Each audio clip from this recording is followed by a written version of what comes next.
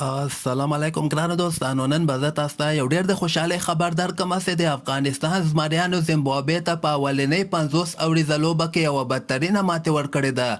ویډیو تر اخره پورې وګورئ، په هر څه به تاسو پوه سئ. خو که تاسو هم په افغانستان باندې خوشحاله سوي یاستئ، دغه ویډیو هم در سره حتما لایک کړئ. دغه لوبه به تاسو کتلې چې په دغه لوبه کې افغانستان اول بیټینګ تر سره کړ. په 50 اورو کې 200 رنزه ټارګټ زیمبابوې ته ورکړی و. د افغانستان لپاره رحمان الله ګوربز 12 رنزه کړي دي او رحمت شاه حشمت الله شهیدي ډېر ښه پارټنرشپ وکړ. حشمت الله شهیدي 88 رنزه کړي دي او رحمت شاه بیا 94 رنزه کړي دي. حالانکه لږ سست بیټینګ دغه لوبغاړو تر سره کړ، خو سر کې 2 لوبغاړي آوټ سول. خو بل طرف ته به زه تاسو ته وایم چې لاندې کې رشید خان په 12 بالو باندې 9 مهم رنزونه کړي دي چې پکې 2 شپږیزې او 4 سروريزې وهلي دي.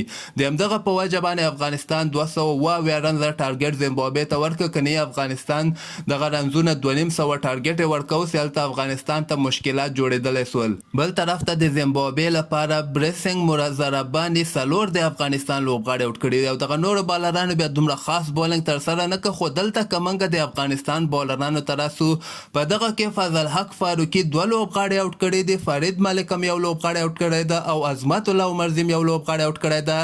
رشید خان بیا په 10 اورو کې 9 رنزه ورکړي او د مقابل ټیم 2 مهم لوبغاړي آوټ کړي دي. خو ټول نه بهترینه بولنګ چې په دغه کې محمد نبی کړی ده، په 10 اورو کې صرف 4 رنزه ورکړي دي او 4 د زیمبابوې لوبغاړي آوټ کړي دي. حالانکه د نبی فارم دغه بیټینګ ته که موږ راسو ډېر وخت راهیسې خراب ده، خو بولنګ کې نبی ډېر ښه ځلېدلی ده او 4 د زیمبابوې لوبغاړي آوټ کړي دي. نو دغې لوبې ګټلو سره افغانستان 10 مهم پوینټونه هم ترلاسه کړي دي، کوم به چې مخکې یعنې ورلډ کپ کې به افغانستان ته ډېره زیاته ګټه ورسیږي. تاسو هم خپل نظر لاندې ما سره په کمنټ کې شریکولی سئ او همدغسې تازه خبرو لپاره تاسو دغه چینل هم در سره سبسکرایب کولی سئ.